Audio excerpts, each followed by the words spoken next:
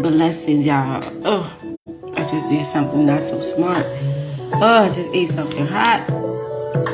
That was just not so smart, but I wanted it and now I'm paying for it. But I can still talk. And y'all see the title? Y'all see that title? The Push Laughing Monkeys. Now we're gonna get into this one tonight. Once again, I want to send out my prayers and rest in peace to Tyree. The man just did not deserve that. Rest in heaven. Let's get into with this one. The Push. It's because I was listening to another video and they were just talking about what they pigeon with the backpack did.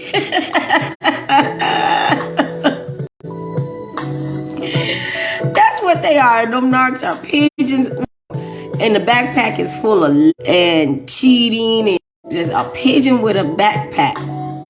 And then the back, and then the backpack actually over time. Over the years, with everything they ever did to someone, it's getting heavier and heavier and heavier. That they little wings can't even fly no more. So they walking pigeons with a big trying to cut in and out. And if I have to call the case, we're gonna have a problem if I have to call these people again. That's just the devil. That's nothing but the devil that's trying to interfere with what I'm doing and a lot of us what we're doing. But let's get into it. So I came up with the title Push because you know how when your mask slip or taken completely off, when they get to that point where they decided that they're gonna just be themselves now, they didn't put up this act long enough and they tired of being good. And that's when they begin to do all these things, the lying, the cheating. The cheating always is like, and they're slowly doing. Try to forgive them, they'll continue to do things and continue to do things, and this is why I call it the push. They're slowly, gradually pushing you away and pushing you outdoors, like they got their foot on your back and pushing their foot in your back closer and closer. What happens is, now this one right, this is fire, and we ain't gonna keep doing this. Holy Spirit, please deal with whatever this issue is. I need you, Lord, right now. They continue to push and push and push. And what happens is, because you keep coming back or whatever it may be, do not leave. And so now they're taking that as, hey, they're taking that as the okay, that you're okay with this. You're okay with this. And they're like, you know, because in their mind, they're calling you all type of stupids. They're thinking you're stupid. Like, yeah, I'm just going to use you and abuse you as long as I want to because you're so stupid. Not that they can. And you forgave them for this. You forgave them for that. You're at the point like enough is enough. You're done. You're done. Whether you tell them or not, you're just done. Whether you say it or not. And what happens is how this backfires on them. The pigeons with the backpack. They backpack blued up. Oh, we don't do that. Bear with me. So you finally had enough and you leave. Like I said, whether you tell them or not, you finally leave. And what happens is they played all these games and they had a bunch of other people that they was cheating with, supplies they were lining up. But I'm on fire. This is what get them. When you finally leave and they don't have that backup supply ready to move in and take your place, they are scrambling. They're having a hard time. And here's the fire. When they're cheating with someone that already has something, and that person, you know, can't do what they did or didn't get rid of whoever they was with, or they never intended on getting rid of the person for the narc and all the other supplies that the narc had, you know, thought that was gonna be the ones, you know, they really wasn't what the narc wanted, but it was somebody. But what they really wanted was somebody to be there. Like they always want somebody to be there, like live with them or have the person live with you live with them or the person live with you know what I'm trying to say, tongue tie. live together, all right? And so that's not happening. So the narc is all mad because, you know, they're at the point where they got to do something about you are leaving. They got to do something about you leaving. Not why I was going to say why, but they got to do something about you leaving. But they also can't focus on you right now because they have to get new supply. They have to get new supply. And they can't be alone. They cannot be alone. You was on fire.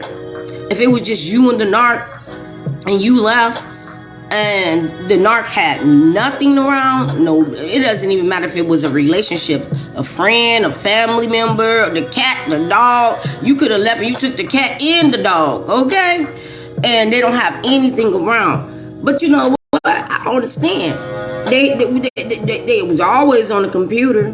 They was always on date sites. They was always on porn sites. They were always on hookup sites. They was always that and that, you know. So when they couldn't actually get a person that they already physically knew or physically had, they're back on the computer. So now they gotta focus on hurry up, because they rush. They always rush something. Every time you meet a narc and they're rushing because they're trying to hurry up. And they're probably, when you got with the narc, they was rushing to get with you because they probably had already just lost something and they didn't have any backup supply. So they rushed it, and now they're doing the same thing. They're on the date sites or whatever, trying to get with somebody, and they got to start the love bombing all over. The hardest thing for them, here, I just thought about that. The hardest thing for them is that when they do pick up someone else, someone new, when they do pick up someone new and they have to start the love bombing all over again, they mad as hell because they're in their feelings for you leaving. So now they're trying to, deal with those feelings, but also put this fake face on and love bomb the next person. So it gets a little bit hard. They don't really want, so they might get the new person and drag you. So that kind of makes them feel a little bit better getting that part out.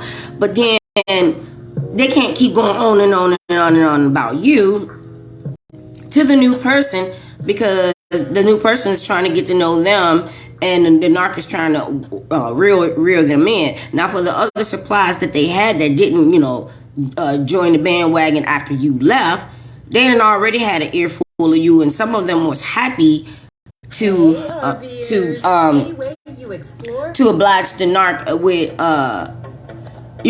cheating and doing whatever the narc wanted to do, even though they knew about you. But those people wasn't there when you were gone. So they was probably telling the narc the same thing like the narc does to you, love bombing the narc like, yeah, we're going to be together once you finally get rid of that person. And if someone wants to get rid of someone, they don't have to wait for that. Like, they'll have these people sitting on the sideline like, yeah, I'm getting tired of this person and I want them gone or whatever. They literally could have just said that to you. They literally could have just said that to you and it would have been done. But they're trying to make the person that they're trying to get with, make them think that it's hard to get rid of you because of you.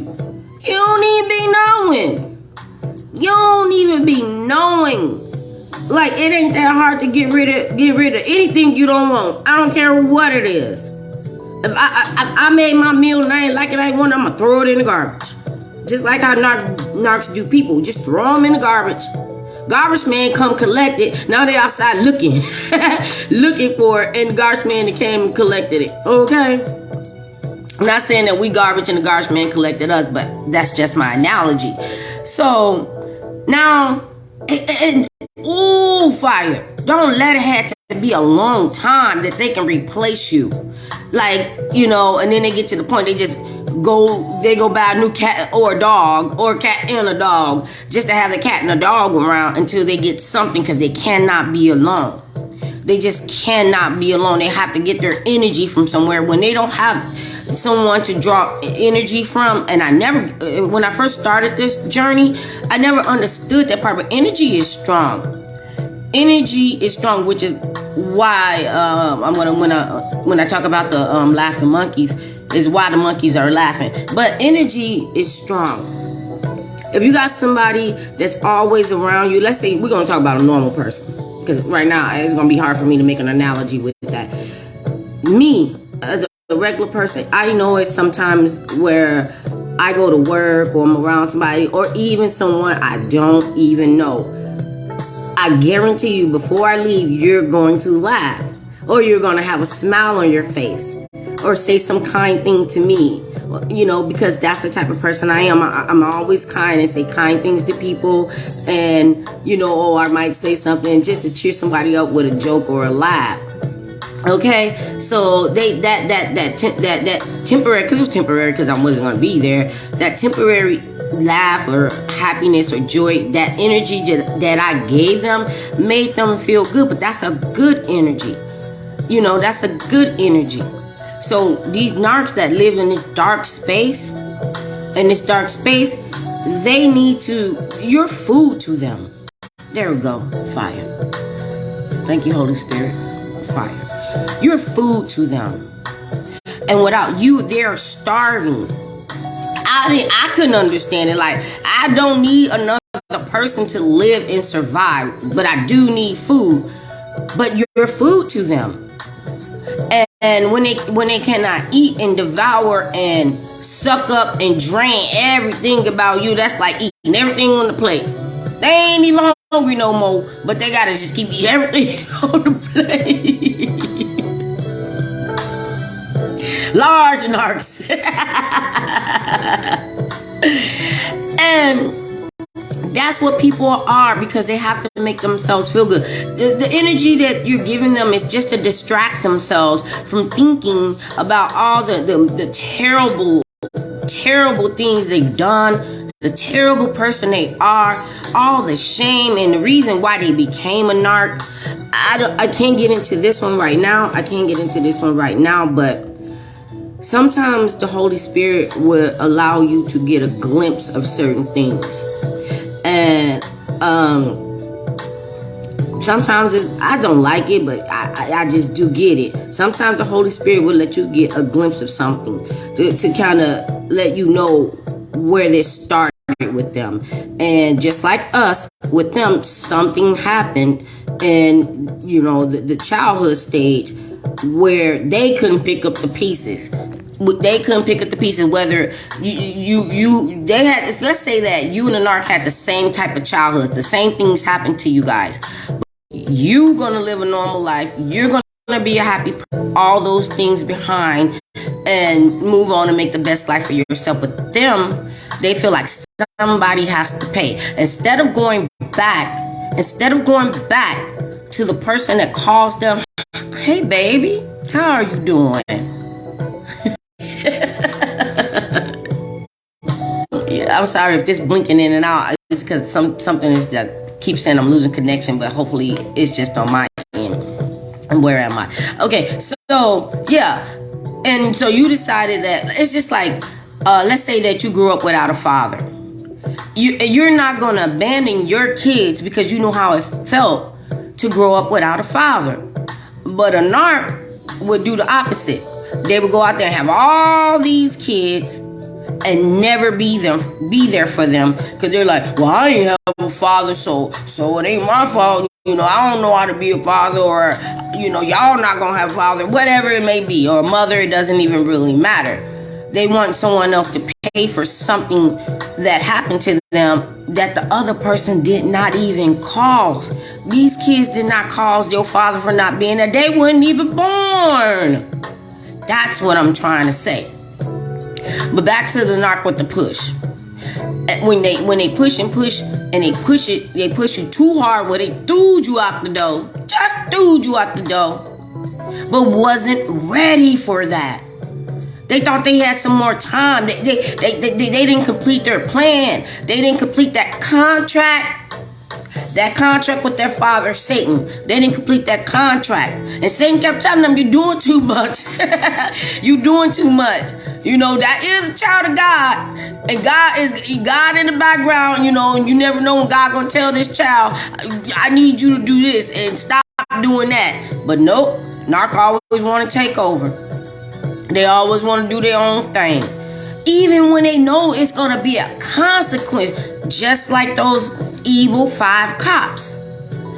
Even though that they knew they were going to have to explain whether Tyree died or not, they still would have had to explain what happened.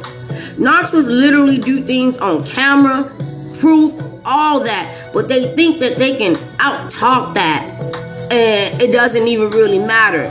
Like, it's really sickening. Like, you can literally have them on camera. Oh, you can literally see with your own eyes. But they thought they was gonna gaslight the world. They thought they was gonna gaslight the dash cam. You know what I'm talking about? The cameras they wear, or in the dash cams on the cars, and all the cameras that's around. Or even if it was somebody's neighborhood ring camera, they thought all that was just not gonna exist, and their story was gonna be solid. That's what narcs do.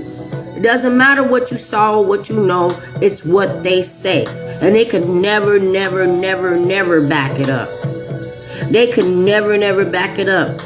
But when they push too far, which like they did, when they push too far, and it's over, it's done. Now they have to deal with the consequences.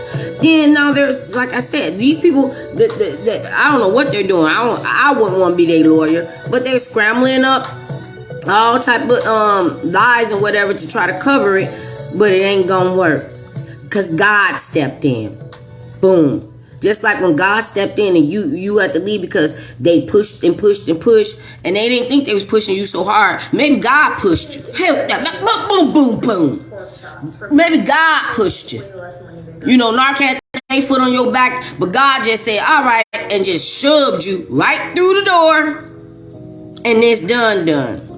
But when I'm gonna get ready to say this and I'm gonna end it. But when they push so far and they ain't ready for that because they didn't have the next thing lined up or solidly locked, they're miserable. They're miserable. And they're mad at you. They're mad at you, but they got to try to pick up the pieces and recover from that.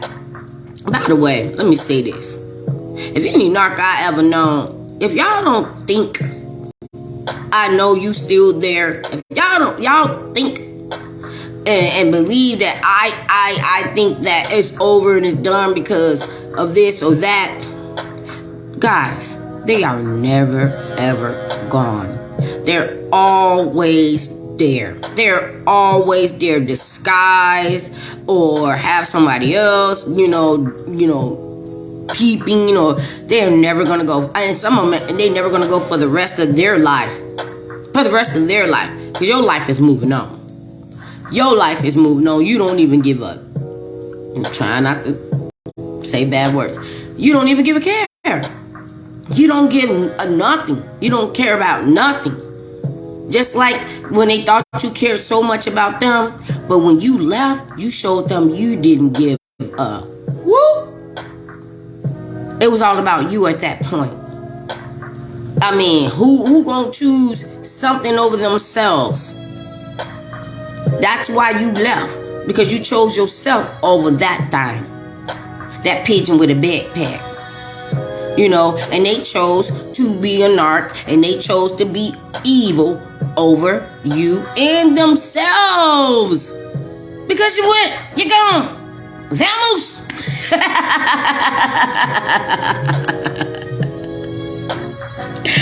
I hope this one really made sense to you guys, because I decided that I didn't want to really take notes. I just wanted to write down a title, and I be trying to get in earlier and everything so that I can be prepared for them. But I just had a busy day, and yesterday I can believe I was up all night in prayer service. Like when somebody preaches so good where you can't even go to sleep. That was me. But you know what? It was well worth it. God got me out the door and I had to go do what I had to do and whatever. I had to go check in on my neighbor. I always got to check in on me. He'd be like, I miss you. I don't got nobody to talk to. And I'd be like, I'm sorry, I got to go. But I just hope this made some clarification for some of you guys. OMG. Thank you guys on the tube. Thank all the other content creators. Thank all my group members. Thank you guys so much for the love and support. Because I did not know. And when you guys was like, Conita, no, do this.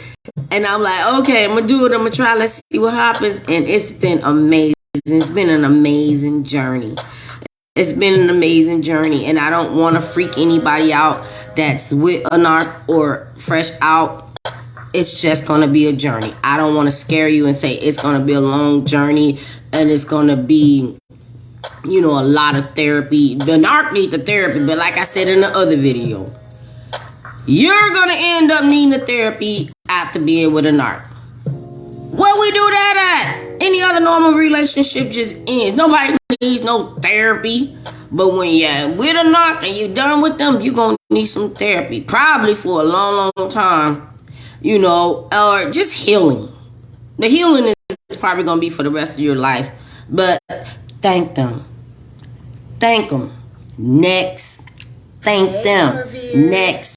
Because what they taught you, you did not learn in school. And I'm a school teacher. And I can't even teach them this. Well, I kind of do in some other ways, but it's not, so technical. I do. I really, really do. I talk to kids how kids should be spoken to, and I'm going to end it, sorry. When they're doing something, or when they're being mean to each other or saying something, I correct that right in the door. And I would ask them, how would you feel if? No, we do not do that, cuz. No, you're not. So, God got me in the right place right now. And off topic a little bit. Because I was supposed to do this video about dreams. And I hope I wrote that down somewhere. If not, I'm going to write it down. Because we ain't going to do it tonight. But real quick, I'm going to give y'all an example. I kept having reoccurring dreams. And God does this thing with me where I can remember dreams. I can remember a dream way back as 4 years old. It probably It'll probably confuse the hell out of y'all if I told y'all about the dream. But now I know what that dream meant. Now I know what that dream meant. I can remember dreams so clearly. But I'm going to say it because I'm going to cover this topic. Just think about the dreams that you had when you were with a narc. Just think about them. Were you attacked? Was it scary? Was it demons? Would you like sleep paralysis? Like, do you remember it as if you was just watching a movie or you reading a book? We're going to talk about that. Because I'm telling you. And then they don't even ask questions. I remember telling narc, you got me attacked in my sleep. If somebody told me that, I'd be like, what you talking about? What you dream about? What did I do? Nothing. Nothing said. Just nothing. Because they know. Because they get attacked in their dreams every day by demons. But they know it wasn't you. Pigeons with a backpack full of demons. That's what they got. See y'all on the next one. Be blessed.